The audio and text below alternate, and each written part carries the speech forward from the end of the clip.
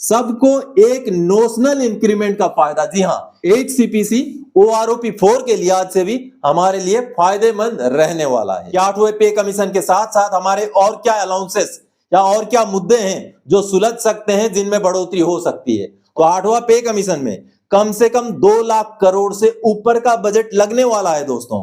और यह मुद्दा सरकार की गले की फांस बना हुआ है, क्योंकि दोस्तों पार्लियामेंट्री स्टैंडिंग कमेटी द्वारा इस मुद्दे को पास कर दिया गया है। जवान जेसीओ का पेंशन का मुद्दा है, तो जवान जेसीओ से ही लोगों को लिया जाए, पेंशनर्स को लिया जाए, एम्प्लॉइज को लिया जाए, ताकि वो फेस टू फेस कमेटी के साथ अपनी जो तकलीफें हैं, अपनी जो प्रॉब्लम्स हैं, अपनी जो दिक्कतें हैं, वो एफएमए जो हर महीने 1000 मिलता है वो भी बढ़ जाएगा दोस्तों। ये अब मोदी को गाली करने का एक मुद्दा कम हो गया। 7वें पे कमीशन के तरीके से अगर फिटमेंट फैक्टर में हमारे साथ नीचे लेवल वाले कर्मचारी पेंशनर्स के साथ अगर अन्याय करे तो उसका नमस्कार, वंदे मातरम। दोस्तों स्वागत है आप सबका सैनिक पाठशाला में। दोस्तों 8वां पे कमीशन के साथ साथ बहुत सारे ऐसे मुद्दे हैं जो पे कमीशन के साथ जुड़े हुए हैं। जी हां, बहुत सारी ऐसी बढ़ोतरियां, ऐसे अलाउंसेस हैं जिनमें बढ़ोतरी हो जाएगी 8वां पे कमीशन के साथ साथ, जिनमें से बहुत सारे जो सर्विस में एम्प्लॉइज हैं उनके लिए लागू हैं और बहुत सारे पेंशनर्स के लिए भी लागू हैं दोस्तों। तो आज के इस वीडियो में बात करेंगे कि 8वां पे कमीशन में पेंशन या पेमेंट के बढ़ने के साथ साथ और क्या क्या मुद्दे हैं और क्या क्या ऐसी बढ़ोतरियां हैं या क्या क्या ऐसे अलाउंसेस हैं जो हमारी बढ़ जाएंगी, चाहे आप एम्प्लॉइज हो चाहे आप पेंशनर्स हो दोस्तों। और साथ ही साथ कुछ और भी महत्वपूर्ण बातें करेंगे दोस्तों, जिसमें अब 8वां पे कमीशन के समय में हमें जरूरत है ध्यान रखने की। जी हां, क्योंकि अगर नीचे लेवल के जो कर्मचारी हैं या नीचे लेवल के जो सैनिक हैं या नीचे लेवल के जो पेंशनर्स हैं, उनको अगर फायदा लेना है पे कमीशन में, तो अब ऐसे समय में एकत्रित होना पड़ेगा।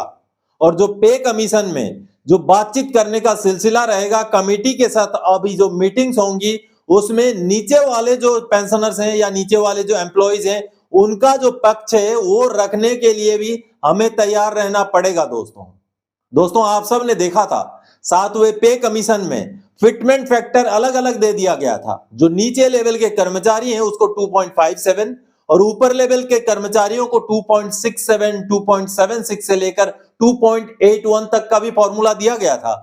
तो ऐसे में अगले पे कमीशन में, 8वें पे कमीशन में ऐसा ना हो, इसके लिए अभी से जागरूकता जरूरी है दोस्तों। तो आज के इस वीडियो में बात करेंगे कि 8वें पे कमीशन के साथ साथ हमारे और क्या अलाउंसेस या और क्या मुद्दे हैं जो सुलझ सकते हैं, जिनमें बढ़ोतरी हो सकती है, और साथ ही साथ हमने किन किन चीजों को ध्यान रखना है दोस्तों।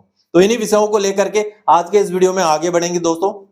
आगे बढ़ने से पहले हमेशा की तरह मेरा आप सबसे आग्रह है, अगर सैनिक पाठशाला चैनल का वीडियो आप पहली बार देख रहे हैं या अभी तक चैनल को सब्सक्राइब नहीं किया है, तो चैनल के साथ जुड़े रहने के लिए आने वाले समय में 8वें पे कमीशन और ऐसे ही आपसे जुड़े हुए भरोसेमंद ऑथेंटिक जानकारियों को पाते रहने के लिए चैनल को सब्सक्राइब जरूर करें। वीडियो जो अच्छे लगे तो वीडियोस को शेयर करें और लाइक भी जरूर करें दोस्तों। चलिए आगे बढ़ते हैं। सबसे पहले दोस्तों 8CPC की घोषणा, अब साथ में क्या क्या, जी हां, अब क्या क्या और क्या क्या बढ़ोतरियां या तो फिर और क्या क्या मुद्दे सुलझ सकते हैं या और क्या क्या ऐसी चीजें हैं जिसमें हमें सावधान होना है और अब हमें एकत्रित होकर रहना है। जी हां, सबसे पहला पॉइंट दोस्तों, इक्वल एमएसपी एमएसईपी में सुधार। दोस्तों आप सबको पता है इक्वल एमएसपी का केस अब माननीय सुप्रीम कोर्ट में सुनवाई होने जा रहा है।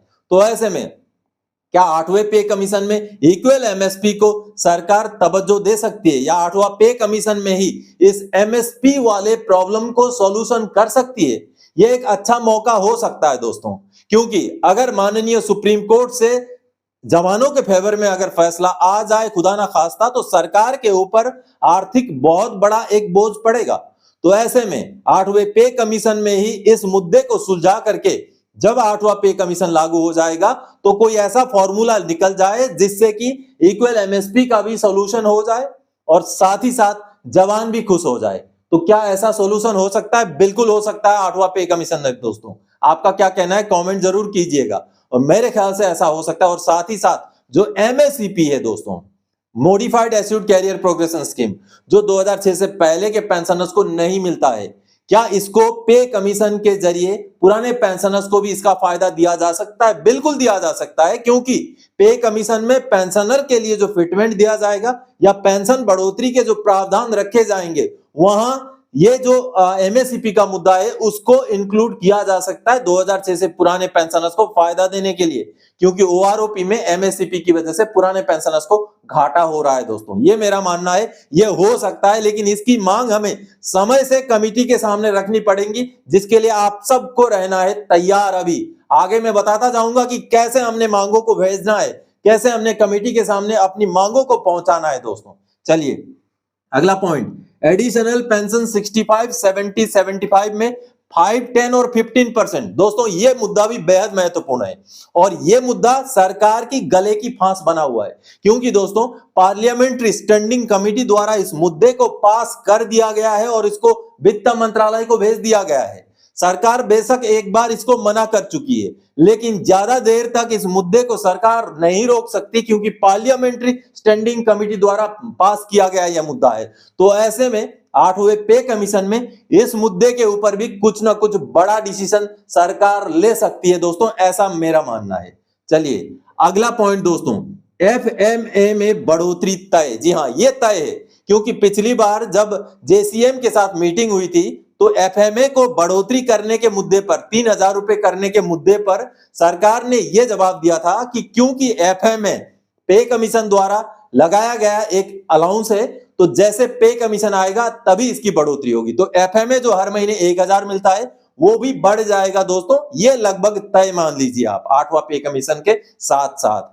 अगला मुद्दा दोस्तों, अगला पॉइंट, सभी अलाउंसेस बढ़ जाएंगी। जी हाँ, इसके साथ साथ जो अलाउंसेस है जो सर्विस वालों को मिलते हैं, जैसे चिल्ड्रन एजुकेशन अलाउंस, एचआरए हो गया, हाई अल्टीट्यूड अलाउंस हो गए, सीआई ऑप्स के अलाउंस हो गए, जो रिस्क एंड हार्डशिप वाले अलाउंसेस हैं उनमें भी बढ़ोतरी के पूरे चांसेस हैं पे कमीशन में, क्योंकि ये बढ़ने ही बढ़ने हैं। जब डीए मर्ज हो जाएगा तो इन अलाउंसेस में बढ़ोतरी होना तय है दोस्तों। लेकिन इसमें से ज्यादातर अलाउंसेस हैं दोस्तों वो सर्विस वालों को मिलेंगे, पेंशनर्स के लिए यहां बहुत ज्यादा फायदा नहीं है। अगला पॉइंट दोस्तों, सबको एक नोशनल इंक्रीमेंट का फायदा। जी हां, ये भी सरकार की गले की फांस बना हुआ है, क्योंकि माननीय सुप्रीम कोर्ट में भी इसका फैसला आ चुका है। रिव्यू पिटीशन भी सरकार के खारिज हो चुका है। तो ऐसे में एक नोशनल इंक्रीमेंट जो एलिजिबल पेंशनर्स हैं उनको देने के लिए भी पे कमीशन में प्रावधान रखा जा सकता है, अगर कमेटी को यह पॉइंट जोरदार तरीके से भेजा जाए। जब कमेटी बैठेगी, जब कमेटी बनेगी, तो यह मुद्दा जरूर पास हो सकता है। दोस्तों ये बेहद महत्वपूर्ण मुद्दा है। अगर एक नोशनल इंक्रीमेंट मिल जाए तो पेंशनर्स के पेंशन में भारी बढ़ोतरी हो सकती है और यह मुद्दा भी 8वां पे कमीशन में इंक्लूड हो सकता है, ऐसा मेरा मानना है। चलिए आगे दोस्तों, 8सीपीसी से ओआरओपी 4 रहेगा फायदेमंद। जी हां दोस्तों, क्योंकि 8वें पे कमीशन में कई सारी चीजें चेंज हो जाएंगी। बेशक एमएसपी इक्वल ना भी हो तो एमएसपी में बढ़ोतरी होगी, जिससे जो सर्विस में जो है उनके पेमेंट में बढ़ोतरी होगी, जिससे आने वाले समय में 2026 के बाद जो रिटायर आएंगे उनका पेंशन भी ज्यादा होगा।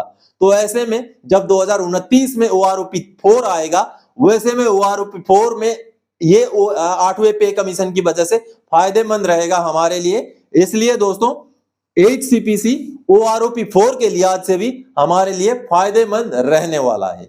चलिए अगला दोस्तों, मोस्ट इंपोर्टेंट, अगर पे पेंशन बढ़ाना है तो दोस्तों नीचे लेवल के जो कर्मचारी हैं या निचले लेवल के जो पेंशनर्स हैं या जो जवान जेसीओ के जो पेंशनर हैं, उनका रिप्रेजेंटेटिव होना जरूरी है। चाहे पे कमीशन के साथ बातचीत करने वाले कमेटी में हो, जिसका मैंने पिछले वीडियो में भी बताया था कि स्टेक होल्डर्स के साथ कमेटी की बातचीत होगी, कमेटी की मीटिंग होगी।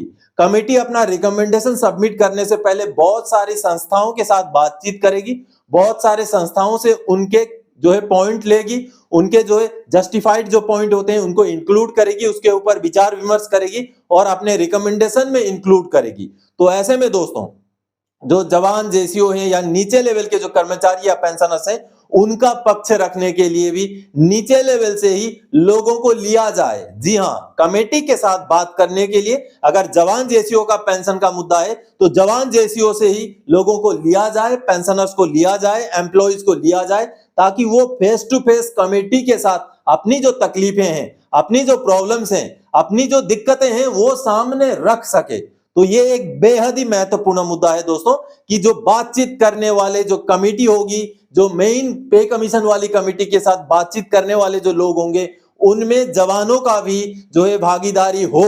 ये बहुत बहुत ही इंपॉर्टेंट मांग है जो आगे हमें समय समय पर उठाते रहना पड़ेगा दोस्तों, और आपका साथ चाहिए इसके लिए। चलिए अब और एक महत्वपूर्ण है यूनिटी अमॉन्ग एसोसिएशंस। जी हां, अब बहुत ज्यादा जरूरी है सारे के सारे हमारे जो एसोसिएशंस हैं, चाहे वो कर्मचारियों के एसोसिएशंस हो, चाहे हमारे पेंशनर्स के एसोसिएशंस हो, चाहे फौजी वाले हो, चाहे सिविल वाले हो, सबको एकत्रित होना पड़ेगा। अगर सरकार से अच्छा 8वां पे कमीशन हमें चाहिए, अगर अच्छा 8वां वेतन आयोग हमें चाहिए, तो हमें एकत्रित होना पड़ेगा ताकि सरकार के ऊपर दबाव बनाया जा सके।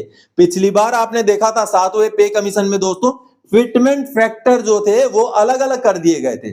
जितना ऊपर लेवल का कर्मचारी उतना ज्यादा फिटमेंट फैक्टर। इसका क्या मतलब बनता है, इसका क्या तुक बनता है? लेकिन फिर भी ज्यादा ऊपर वाले कर्मचारियों को ज्यादा फिटमेंट फैक्टर दे दिया गया था। तो ऐसे में अब की बार अगर सरकार ऐसा करे तो इसका पुरजोर विरोध करना पड़ेगा, जिसके लिए हमारे बीच में यूनिटी जरूरी है। तो यूनाइटेड होकर रहना पड़ेगा ताकि हम इस तरीके का अगर अन्याय हो नीचे लेवल के कर्मचारी या पेंशनर्स के साथ, तो उसका विरोध किया जा सके। जी हां, ये कुछ महत्वपूर्ण मुद्दे हैं दोस्तों 8वें पे कमीशन से जुड़े हुए। और साथ ही साथ कुछ लोगों को मैं जवाब दे देना चाहता हूं कि वो लोग दुखी हो रहे हैं कि 8वां पे कमीशन डिक्लेयर हो गया। कुछ लोग सोच रहे हैं कि 8वां पे कमीशन डिक्लेयर करके अब मोदी को गाली करने का एक मुद्दा कम हो गया, शायद ऐसा सोच रहे हैं। लेकिन जब सरकार ने ये एक अच्छा डिसीजन लिया है, स्वागत योग्य कदम है सरकार का कि 8वां पे कमीशन सरकार ने घोषित कर दिया है, तो कम से कम इस बार इस पॉइंट पे तो कम से कम आप सरकार का साथ दो कि हां स्वागत है, आप अच्छा पे कमीशन दीजिए। और साथ ही साथ कुछ बोल रहे हैं कि दिल्ली में चुनाव है, बिहार में चुनाव है, इस वजह से सरकार लाई है पे कमीशन, आगे चुनाव खत्म होते ही पे कमीशन गायब हो जाएगा। ऐसी बचकानी बातें ना करें दोस्तों।